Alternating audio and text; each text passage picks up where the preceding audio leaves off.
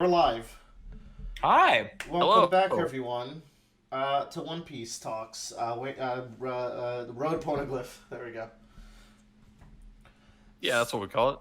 We're starting today in chapter 460, volume 48, which is more Yeah. Thriller Bar goodness. And man, so if the Water 7 and Enies lobby arcs were Oda flexing on everybody with how well he can write characters and world build, Thriller Bark has been flexing on everybody with comedy and action. Oh, I'm so Like, glad you agree. Yeah, that's exactly how I'd put it. I rereading this arc, I felt the exact same way, Bradley. I was like, wow, this arc's really funny. And it's got some great just choreography for what's going on. I think it has yeah. amazing tension building, where like each step of this arc they add another layer of tension, and I will cover that. I have to run to my room real quick to grab my phone, but y'all just keep talking. Yeah. And so chapter 460 starts off, and what's really nice about this arc, so the pacing is kind of perfect. We don't really waste any time establishing what the Straw Hats' goals are. As soon as Luffy hears about, Moria being the one who controls the shadows, he's like, oh, so I just gotta walk up those stairs and beat up Moria. And so the goals of this arc are established really early on. And the tension is just established through kind of the really cool abilities and all the things these shadows can do. Yeah. Yeah. There's also the time limit. There's also raid bosses that show up mid arc. Like there's just a lot going on. There's you say raid bosses, but it does kind of remind me of a World of Warcraft raid where you have to go to each boss and beat them a particular way in order to unlock the next area. Get your DPS check on Moria before. And then something I feel like we do in every One Piece arc that I just always think is really cool is, Oda always splits off our Straw Hats into pairs or trios, and he always kind of likes to mix them up between arcs a little bit. And there's always good reasons for why they split the ways they do. Like, for example, here, Frankie was the one to hear Brooks' tale, so he's like, okay, well, I really care about him. I want to go check up on him. Yeah. And then Zoro's like, well, I'm going to go with you because, I want to fight that samurai. there's a fucking legendary samurai. Obviously, I'm going to go fight him. And then, Sanji's like, okay, I feel bad because they took Nami away. And, man, it's just really cool. And, guys, Luffy's going to fight a fucking warlord of the sea. Again. And even, more dangerous. Luffy, we're already on the 2nd out of 7, this is a big deal. Yeah, and, the thing is, Luffy is like, it'll just be like Crocodile. I got this. And they're like, no, Crocodile almost killed you. But he killed you, twice, and then you came back. Yeah. It took me 3 tries. Yeah. One thing that I think is interesting about Moria compared to Crocodile is Crocodile positioned himself in a way to kind of take over a kingdom and put himself in a political position. He kind of already had that established with the Shikibukai or with the warlords. He's already in with the world government, but Moria is more or less using the world government as a way as a disguise in order to build up this army to continue for his quest to be Pirate King. And I feel like Mihawk probably has similar intentions. We don't know too much about him, but you get the feeling that he just likes sailing freely and just doing whatever he wants. There's a lot more nuance to these 7 warlords than just government dog. They're strong guys. They all have objectives. We haven't met a warlord yet that is very gung ho for the government. At least not until the next volume. We get close pretty soon. But my note here for chapter 460, and the thing I like the most is the banter between Moria's crew. I think this is really important because, especially in comparison to Crocodile, that crew never even, Baroque Works never even met each other until that arc. and they were very cutthroat. They immediately started fighting. This crew is a crew. They all make fun of Hogback. They all know Absalom's weird quirks. They know how to like deal with Perona. They know how their boss acts as a lazy guy, so like they adjust accordingly. This feels like a realized group of allies, you know? They have all lived on this dope ass island slash ship together for some time, so they know each other. You know, it's really nice. Yeah, like the way Moria talks with Hogback here at the end, it's like they know what they're about, and like it makes sense to Hogback that Moria would want to stick around and play around with oars because it's his new toy. Like they understand each other. I came to the realization while rereading this that if I was not in the Straw Hat crew, like say you're in the One Piece world, if I wasn't in the Straw Hat crew and I had to be in a villain crew, I would pick Moria's crew. I think they care about each other while still being pretty autonomous. Yeah, like within their own crew, they all seem to kind of have a kinship for one another. It feels like his crew feels like a good work environment where everyone goes to work and they knows what they're doing and they can trust each other in what they're doing. But there's still some individual. Moria's a really good project manager, dude. Yeah. But I think one thing that's distinct from Luffy's crew and Moria's crew though is like Luffy's crew, like they have gone to the point where like they are each other, like they are each other's family. But for Moria's crew, it feels like that they are kind of still using the crew as a means and a way to make a means. Yeah, they're not 100% friends. They're friendly co-workers. Yes, they're not like they know how to work with each other. Yeah. But yeah, I feel like this chapter, as they're running up to the tower, has to be a Pirate Warriors mission because like there's just fucking people up on their way up the stairs. Oh yeah, ever since I feel like Water Set or Enies Lobby in particular, the combination with the Warriors games seems real clear because they're just running up and beating dudes on the way. Yeah, they're just wrecking like hundreds of dudes. And man, it's real fun. I'm telling you. Not in this one in Pirate Warriors 3 is not fun because you have to fight oars and that's an awkward fight. Yeah.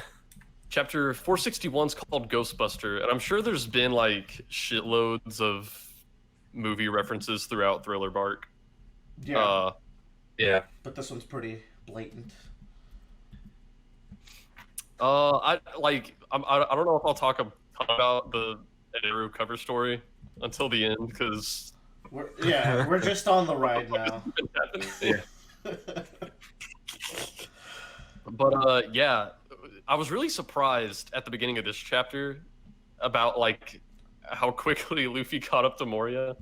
But I guess before talking about Luffy and Moria confrontation, you got to talk about Chopper and Hogback because Hogback was a hero for Chopper, and I'm really glad because it's been a while since we got like a very Chopper centric encounter like this, especially a doctor centric Chopper. Specifically them being a doctor. And I don't know, a lot of this arc with Chopper has just been like overcoming death is like one of the ultimate goals a doctor can have, but not when overcoming death means, you know, taking away who that person was, that's kind of fucked up. Yeah, we're gonna explore that as we go on. And then Luffy gets to Moria, which will lead to some fun encounters. God, that's such a fun encounter. Like Moria's just fucking laying there, and I think I'll talk about it more as we get there. Like, oh, hey. Yo, it's you. Like that's such a good way to do it. Oars is goofing around, but I really like. One of my highlights for this chapter has got to be the Frankie bridge. That is such a fun little character beat for Frankie. Yeah, and this is something that that's my favorite gag. it's a fun gag that continues throughout Thriller Bark. I think this was my favorite instance of it. Yeah. Because they're discussing how to get over there, and not only has he already built the bridge, he's doing like these intricate ornaments on it. Yeah, you could really see it here. Like it's so extra. Yeah, it's great. There's also this great ghost section. Go on, Joe. Before we go, I was gonna say that like I think Oda does a really good job in this arc, and just because we already knew Frankie was like really good in like the ship and part of like the whole ship aspect of it, but now we can see that like that carpentry skills can really translate just on the battlefield itself. Yeah, that's fun. So it like I really like it when Oda he really gets into the adventure part of things. Like adventuring is more than just punching somebody; it's also overcoming the obstacles that are put in front of you. And so whenever you have a crew member that has a new skill set, you can make new obstacles that they can overcome. And it's just he's done that with Robin floating, with the angel wings. Yeah. Frankie's got his construction that allows them to cross gaps. A lot of fun stuff. Yeah. But most importantly, Usopp's depression being weaponized is amazing.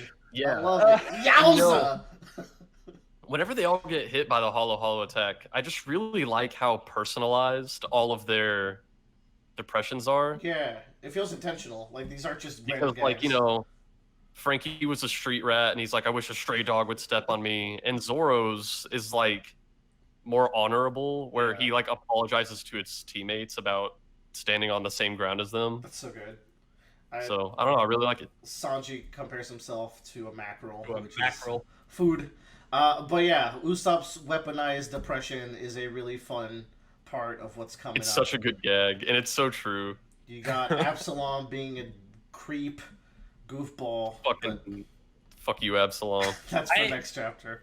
You say the depression part's great, but I really like the gag comes after it, where now they have to like cheer on Usopp to try to. Yeah, Perona and her ghost being like, "It's okay, buddy." He's like, "Shut up." Yeah. They're like, life's not that bad. Yeah, that's great. That is very funny. It's great. Neru's trying to kill people. I really like it's like the fourth time they've used this gag where it's like, attack now, ask questions later, and it just keeps working out because these little guys are robots, so he's just like supercharging them more. I believe this is now going to go into the Usopp fight. Well, not quite yet. Actually, we're still jumping around.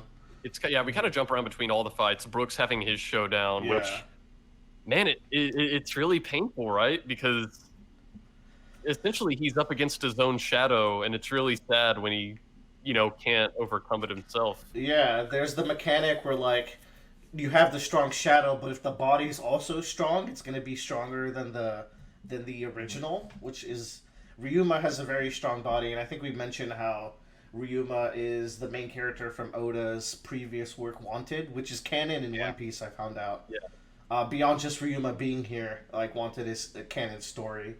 I really like Brook talking about, like, you're using these attack names, but you don't know what it means to me, like, where they came from. Which is really... I like that.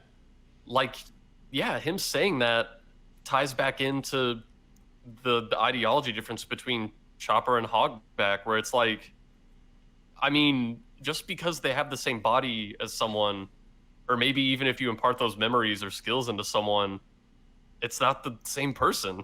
They don't know. They don't, Yeah. Yeah. And I like this little note that Brook used to be the commander in arms of a kingdom's fighting squad. We learned this chapter. This feels like a piece of information that's put into the story so that you forget about it, and then it comes up later in the story like, oh shit, I didn't think they would revisit this. Yeah. But yeah, Brook is not doing well, but Zoro shows up for the fated samurai fight. Yeah, it's like we had to have our samurai fight.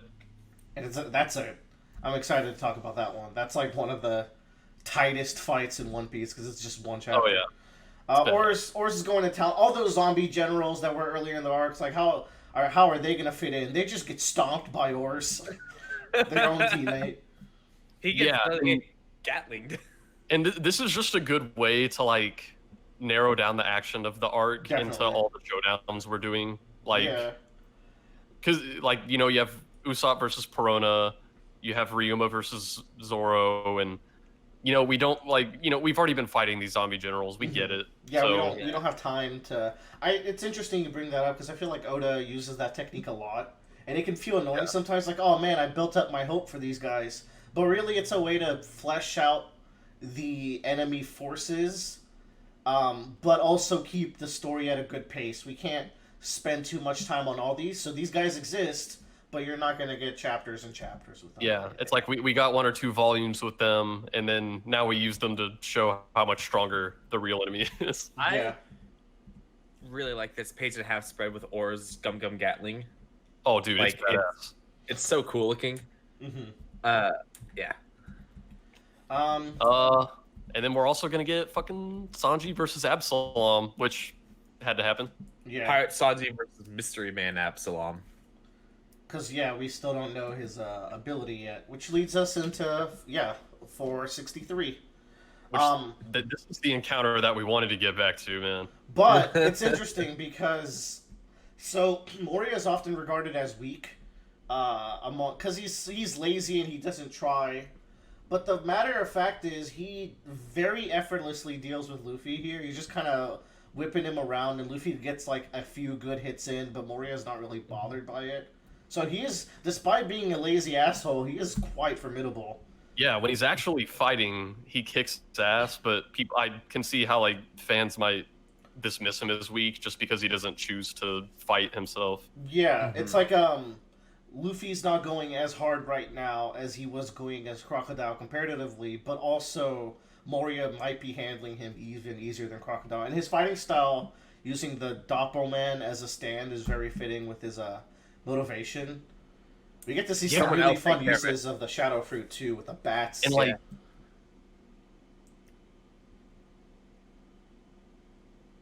Shadow Fruit last volume, where it's like you can put the fucking shadows into stuff. I was like, okay, so cool. Like you can use it to build a big army. But I was like, I guess Moria himself must be pretty vulnerable. But then these volumes, we get to see all the cool stuff he can do with it, and it's so versatile. He doesn't do the teleport trick yet, does he? Or he does it secretly, because I think that there's one point in these encounters where Luffy's like, "Where did you go?" Yeah, I think it's the next time we see this fight, Moria is on the ground level, and Luffy's like, "How the fuck did you get there?" So I think that's real neat, but like it really comes up in the Oars fight later, which I think that's a cool added bonus to this fruit. It's also how he gets into Oars too, because he just sends the shadow into Oars and then teleports with it. Yeah, it's used as a mystery, but I love this gag that runs throughout the Sanji fight where people will look at Nami and be like, "What? A goddess?" Like, oh, you're all simps in this room. Oh yeah. And that's what this battle's all about, really. Battle of the Sims. We get I believe Bradley guessed this, because we were like, what is Absalom's attack? And you were like, oh, does he have like a cannon on his arm? And that's exactly what we find out. He said invisible cannons, which was exactly it. Though we might not learn it this chapter, but I do like this thing with the salt that Sanji does, because everyone took some salt to purify the zombies, but Sanji uses it just to find Absalom and get some hits in. Yeah, it's cool. This is a really good Sanji fight. Next believe next chapter. I love the gag of this chapter, Sanji's dream, because I read this fucking chapter title and I was like, oh damn, are we about to get some like real Sanji shit? Is this about to be like, is Thriller Bark about to be like Bradier Part 2? Are we gonna learn some big Sanji shit? Is there gonna be some all blue, which is like Sanji's original dream? It's another Oda's funny guy. On this cover page, it shows the wanted value of the entire crew. 667 million berries. Yeah. These boys popping. I also like this gag of Robin ripping away the paper and they're revealing their legs. It's so weird. It's so random, but I like it. But yeah, so this chapter is where we reveal that Absalom had cannons on his arms, which it's crazy because up to this point, we knew he could turn stuff invisible, or like stuff on his own body invisible. Yeah. And so, I don't know. Like after learning this, it seems like it's so obvious, but I don't know. Well, I think also too, whenever you watch or whenever you read like a shonen manga, like someone always does some invisible blasts, and you're just like, what the fuck? Yeah, that's a common trope. So I feel like this is Oda playing on that trope where it's like he could have been like, oh, I shoot air pressure out of my hands, but no, he's just using literally guns. Which makes this a really cool fruit. I want to say, like, the fruits introduced in this arc Like, some of my favorite fruits in the entire series are, which includes the shadow fruit. I really love that one. Are introduced in this arc, but it's also got the negative. Yeah, the hollow fruit. Yeah, Sanji's like, I've always wanted that fruit my whole life, and then a gag they keep doing is that anytime he's talking about what he would do with the fruit, he's like, I'd use it to peep on. I mean, I'd use it for justice. It's a really good gag, and so Sanji. Like, Oda loves shitting on Sanji a little bit, but he'll give him his moments as well to balance. So, most of our exposure, so we've had this knowledge that there is an encyclopedia of devil fruits. It was mentioned in Innie's lobby, and outside of that, it's mostly just been mentioned in like question corners. So it's just cool to get another mention of like, that there is like a database of sorts of devil fruits. There was one more mention that's worth noting, which is Blackbeard specifically was on Blackbeard's crew to look for the darkness fruit for whatever reason. I like Absalom's like. So, like, he had his body transformed, because Absalom's a man, right? So, like, he had that chin installed and, like, all this body, just so he could be, like, have this tough body. But Sanji kicks like a motherfucker, so... And it's funny, because in question corners, people, I think, pointed out that there are animals throughout the island that have, like, human parts attached to them. Like, there's a lion with a human chin. Yeah. So these had, like, body parts swapped. Yeah. Yeah, that could very well be Absalom's chin. It's the same exact like cut pattern too. Oh. Yeah. We're working on another level. Absalom. I don't like how Absalom gets like the Jesus Christ finisher with the cross. Like, I don't think you're deserving of that, Absalom. So one thing that happens in this fight that I think is interesting is Sanji uses his hands.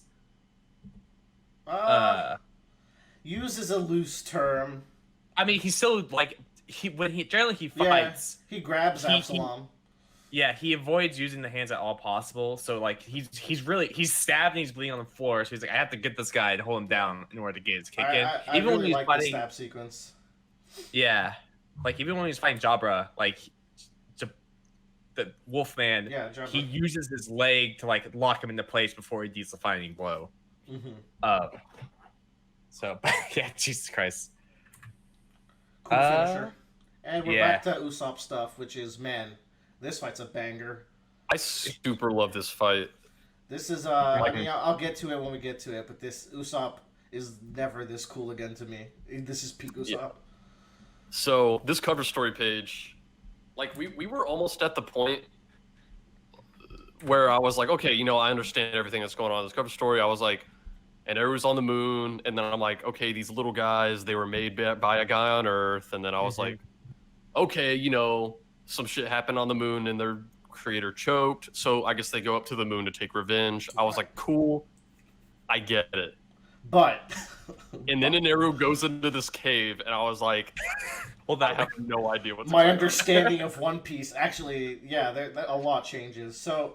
we get this Usopp fight. It's got that gag that you were bringing up. We're like, they're cheering up Usopp, but we get some stuff on his new weaponry. We get a lot of the fight is figuring out how he can even hit Perona. We get this panel of a giant Perona, which no one has ever made porn of this. Oh, never, ever. I'm sure. Never, ever. that panel changed Bradley's stance on Perona right quick. She has this little trick where she like pretends to grab his heart. So were you able to tell she's astral projecting pretty early? Because like there's a lot of signs to it. Man, the part where she was grabbing his heart, like Oda really had me going because I was really fucking scared, and like the part of my brain that goes, this is too OP to be what it actually should do, wasn't like computing. I was just like, no, don't kill him. Do it. It's just. It's built like a horror scene. It's kind of great because it's so slow because there's so many panels and words going on. Like you're stuck on this like page spread for a long time. It's an entire 2 pages of her in his heart, which is just too much. Heart stuff really gets me going because like it reminds me of like when Jotaro has to pump his heart in part 3. Yeah, and that part makes me so fucking uncomfortable. And then there's just more. Yeah, like the way Perona uses her fruit is great, especially now she's introducing the explosive ghost. It's like, oh, I can't just hide forever. I can blow you up with these little explosion ghosts. Yeah, and man, this arc, I've always found that like, I think one time we joked that Usopp is the tank of the. This motherfucker can take so much damage, and he doesn't have the excuse of Luffy being rubber. Like, Usopp is just a man, and he fucking takes it, dude. Where's the Usopp tank build in the MOBA? Oh, Usopp is a tank dex user, which is very abstract and weird. I love this part where she just flies in front of his face. That is such a creative use of being able to go through people. I don't think I've ever seen anything quite like it. Where she's in front of his face and it makes him run into a pillar. Real clever.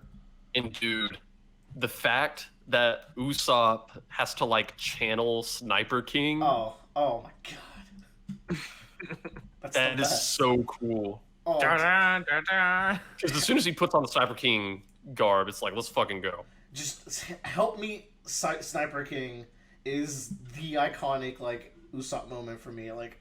That is so cool. And it's so nice. This creation, like this persona he created to be able to face the Straw Hats, but now it's a persona that was able to survive Eni's lobby. It's a persona that has a 30 million bounty berry, you know? Like, this is the mask he can put on to be brave, which is really cool. Yeah, I feel like this fight is like where Chopper has that fight in Skypiea and he's like, I'm finally a pirate. Like, this is the point where like Usopp gets his groove back and like really holds on to it. Yeah, because he takes on a fucking powerful devil fruit user by himself. Yeah. What's cool about this fight is absolutely no one else in the crew could have beat Perona. It had to be Usopp. That's really cool. It's such a perfect follow-up to Water 7 and Eni's lobby where he's so conflicted about his place in the crew, and it's like, here's something only you can do. Man, that really is like, it is the perfect follow-up, and I also like how they don't highlight it as much as you would think. Like, Usopp could have had some panel when he was like, in Water 7 I had my doubts, but here I am. They just show you through the action that, yeah, Usopp has his place, and he's really living up to his role in the crew. Yeah, there's a reason why he's here. Oda does this stuff so subtly. He doesn't have to say it, and yet you know it. Yeah. It's so good. Very cool. Leads us to the next chapter. Yeah, so this conclusion. This fucking cover story, I'm like, oh my god, this is a fucking underground city on the moon. Where are we going? Where are we going? Well, we're going places. But Usopp finds Perona's body. Using the impact dial on the big ghost is fucking nuts. I would have never seen that coming, dude. Dude, Usopp's turning into like a fucking Batman where he has all these devices that they've acquired throughout every arc, and he's just gonna have this fucking arsenal. The missed shot to pin down Perona, using the impact dial to take out the guy, but then like the cockroach plus upgraded version of the gag he pulled on Mr. 4. Brilliant. Yes, dude. That's what I'm saying. Like, that's another fucking Batman where it's like we haven't seen that in so long, but we know he has that. So it's just like, absolutely the best Usopp fight. I also like that Usopp like turns the tables on Perona, where Perona was like messing with him the entire time. Oh, he's big time bullying her. Yeah, the way that he beats her is to literally like cause so much panic in her she passes out. Yeah. It's so good.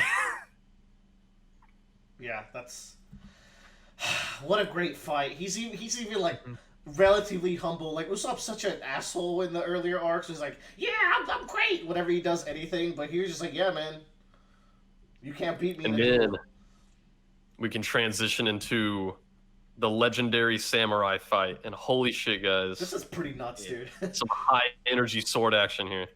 I will say it now. This is my favorite arc of combat in any One Piece arc, and it's because of these two fights, but then also the primary fight. Like, we're about to get into a singular chapter that is just pure Zoro v Ryuma action, and it only takes one chapter. Oh yeah, it is high octane, like you said. And they have this fake out where they make you think that Zoro lost in the beginning. Mm-hmm. But then you get the flashback. Just these guys are crazy. They're doing their dumb One Piece samurai shit where they're shooting beams at each other. Just a great time. Oh yeah. That chapter's just all action, baby. Yeah, I believe it. Yeah. All action, all fire. Pirate Zolo. Before we get there, Anaru turns on the whole city, so you know shit's about to attack city first. Ask questions later. Ask questions later. So we had a discussion on the Discord about Zoro's demon sword, and what we came down to is that it has been mentioned a few times, and Bradley was wondering if it's mentioned in the future. Yeah, I was losing my fucking mind. I was like, I thought the curse was gonna be more relevant, but yeah, the ultimate answer to that is it's important, but way less important than you thought it would be originally. Yeah, I don't know. I thought it was like whenever we heard about that, I thought it was setting up for like the next arc. Like, oh, this is gonna be a plot point, but. And then several hundred chapters later, we're like, oh wait, yeah. Yeah, I was like, maybe I should ask about this because I've been. I will bring up two notable moments of the sword curse being like primed in your head, and that's in Whiskey Peak. The sword cuts what Zoro doesn't want it to cut, which I think goes nicely into Alabasta, where that arc has him like controlling what he's cutting. Just weird swordsman shit in One Piece. That's just how it is. And then. Yeah. In Water 7, when he gets stuck in the chimney, he's like, my sword is over there. And I believe Chopper's like, how do you know that? And it's a cursed sword. I can feel it. So he has he does have this weird connection with this, and he calls the sword the Trouble Child. Sword sense. Sword sense. Yeah. That's Zoro's ability. I think thinking about it, like, it's definitely something set up for later. But it's not like a curse where it's like, if you don't feed me blood every 24 hours, I'm going to eat you, that kind of deal. It could have been, but it's not. It could have been. I think it's more of it's definitely like a control kind of deal. And like, I don't know. It's just your ability. It's more abstract, and it's like your ability to wield a blade in a artful manner rather than a brutal and clumsy one. Yeah, it's a great way to I guess I think one thing you guys were kind of saying about it is like it's a way to upgrade Zoro because like for example, Usopp has all these gadgets he gets that are new, and like Luffy can develop Gear 2 and Gear 3 by changing his body, but Zoro's a swordsman, so to advance a swordsman, you give him new swords. Yeah. In conclusion, it's not like this arc, like this sword will never have like this is the pivotal part of the arc was the sword as far as we've seen, but it's just something that is part of Zoro's character. But it is here in this big action set piece where Zoro's fighting here with two sword style. So you might say he's at a disadvantage actually to begin with. He's pulling out the crazy Zoro moves. They're just busting his castle up. Really like this. Them running around on the roof is so cinematic. It's so cool. Definitely my favorite section is that roof part, especially when like, is it Zoro or Ryuma that slashes just through the roof? It's Ryuma. Yeah. And then you get the finale shot. Like, they're on opposite sides of the roof, and he's like, "Oh, I'll just cut through the fucking roof to hit him." But Zoro ends up. It's a very cool samurai showdown. Like it's like a gunslinger duel, but they're doing it in the top of a gothic castle. And then it finishes off with the Eastern Dragon attack. Just a lot of clashing imagery that I think just makes it really unique in the end. That's a great panel, dude. And it's just an honorable finish because Ryuma's like, yeah, you win. Here you go. Also, like this sword lights him on fire. Like whatever, just demon sword. But what's important here is that this sword. Yeah, he gives Zoro Shushui, which is a very cool looking sword, and as what we call, Zoro needed to get the replacement, and here it is. And this line from Zoro is cool. He says, "This sword is mine to keep, but let's pretend this fight never happened. Samurai of the Wano country." Is it Wano or Wano? Man, that's a good question. That's another debate. I put a sticky note there just because I'm aware that is like the current arc of One Piece. So I read that and I was like, oh, fuck. Yeah. And like you can imagine sword stuff with Zoro will happen in Wano, but that's in another 400 plus chapters. I can't wait for him and Mihawk to showdown at Wano. Oh boy. So I think when we're thinking about One Piece, I feel like Oda likes to plant his seeds like very early on. He does. But the thing is, seeds grow and you have to harvest them. So I think we're coming now to the point where a lot of seeds that Oda has planted previously is starting to like harvest, and now we're planting a lot more seeds. I'll say, plant more seeds because we're about to go into the new world. Yeah, exactly. Yeah. I will say, have you noticed how many times Wano's mentioned in this arc? It was introduced in this arc, but it's also mentioned quite a few times. Yeah, There's I think it was mentioned. Moria. I think it was mentioned at least 2 other times in this arc. Yeah. So a lot of stuff set up in this arc will come back much later in Wano or Wano or whatever you want to call it. But that's that fight. What kids are calling it these days. Well, is that blade the same as Mihawk's or no? Like you're asking if it's a black blade? Yeah. It is not a black blade. That blade is like the second tier strongest. Okay. I believe.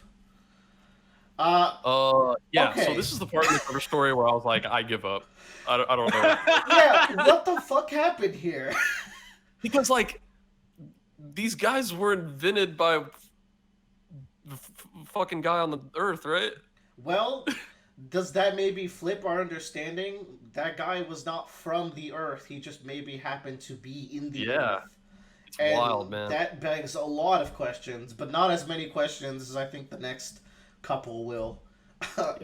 Here's the hogback fight. This is really a... Well, hold on. Whoa. We got a very important question corner here. This is like wee woo alert. All right. Ooh, go, hit me. This is wee woo alert. So one of the readers is like, in volume 46, Usopp said there are no 2 powers that are the same in this world, but this seems different from what was being said in a question corner in volume 45. Since the gum fruit is in the encyclopedia, that means the one Luffy ate couldn't be the first of its kind. Beautiful and intelligent Oda, please clarify this for me. And Oda says, wire. So Oda says a more accurate thing to say would be, in this world, no 2 powers exist at the same time. And then Oda, gives us a little tease. He's like, there's a certain scholar who will appear very soon who will explain he says, a scholar who will appear in the upcoming story who will explain what the devil fruits are soon. Can I give you a small spoiler, Bradley? It's just a funny It's not soon. It's super not soon. This is the biggest lie he's ever told. Yeah. Anyways, so I think that paints a pretty... I think you can throw your theory and be 100% correct now of what's going on with these devil fruits in this encyclopedia. Possibly. If you want to throw a theory out. A theory out about the devil fruits? Yeah, how can this phenomenon be when there can only be one, but there's a catalog of them? I don't know, dude. All right. It's the last thing on my mind in One Piece right now. Yeah. That word though. So now we do get to the Chopper fight, which is like, it's not really a fight as much as it is Chopper really just getting to be a doctor with opinions about what it means to be a doctor, which is great. I love that. Yeah. That's the real battle. Yeah, and it's very much a philosophical battle. Sindri, like, Hogback is such a incel motherfucker where he gets rejected by Sindri and then zombifies her. And, like, the complete dominance he has over Sindri is very uncomfortable. Because just he birthed her to control her like this, which is very...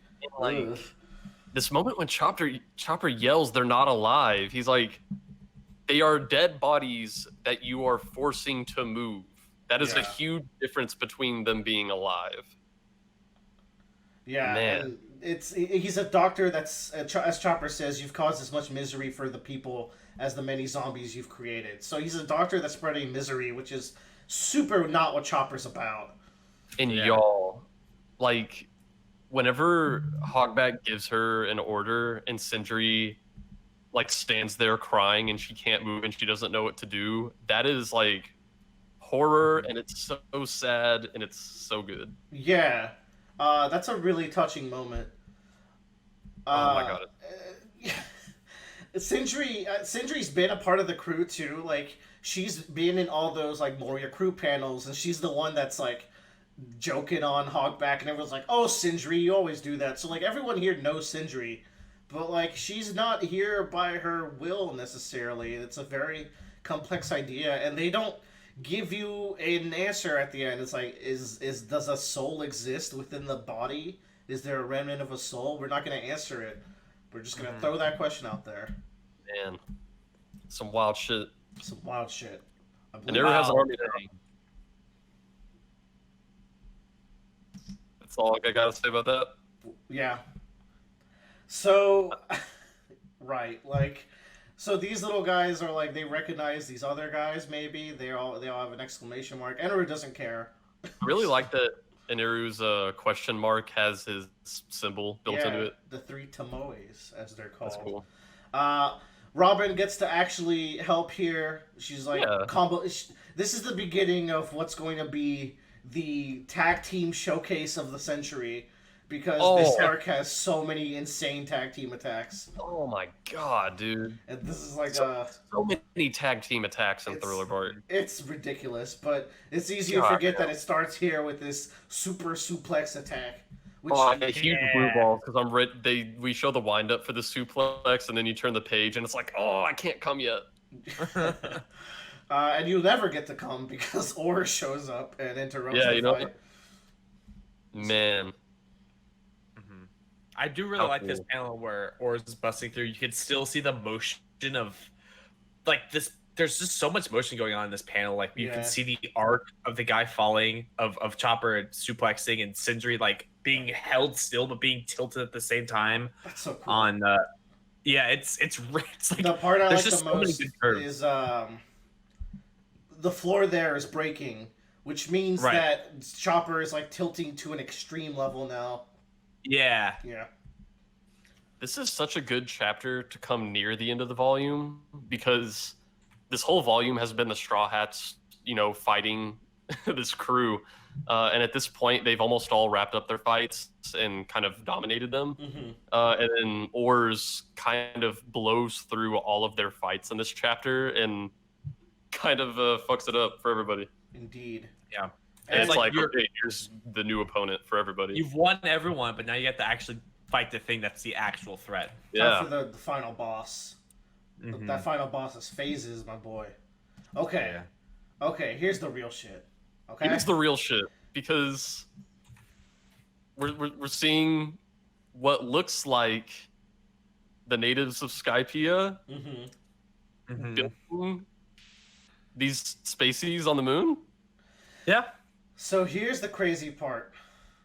These Skypieans have wings. These guys look more like... So these guys look like the Shandians, right? But the guys on the left look like Skypieans. I think... So this is the answer to the question we had that was never explained in Skypiea. Why the hell do they both have wings? And the reason is because they're all descendants from the moon. That's fucking crazy. That's insane. So, and it I guess it makes sense that, because I was sitting here and I was like, why does a native of Jaya, was on the ground, why would they also have wings? And it's like, well, I guess it's not crazy that the people on Skypiea and the people on the continent directly below Skypiea probably both have people with wings. But the answer is more like, and I like how this fits in. Some of the tribe floated down to Sky Islands when they came to Earth, and some of the tribes floated down to land, and then they just grew from there. Yeah, so I don't know. I guess that is something I was wondering about for a long time, and I guess this is it. It's like they just what's crazy? The old man have wings? Like the old man with the robots? Connus's dad? Oh no, the guy in the cover story. Yeah, I wonder if he had wings, because his face looks like a Skypiean to me. It does, but I might be reaching here. But like his face reminded me of Connus's dad, I think. Yeah, or like a Gan4 kind of looking guy, but some shit like that. So that's why that guy on Earth had the robots, because he got it from the descendants, and now they're all on the moon. He doesn't have wings, by the way. I just looked him up. Okay. Yeah. Big reach. But Not, is 470. it really that big? I mean, it's not the biggest reach. Like, what happened to his wings?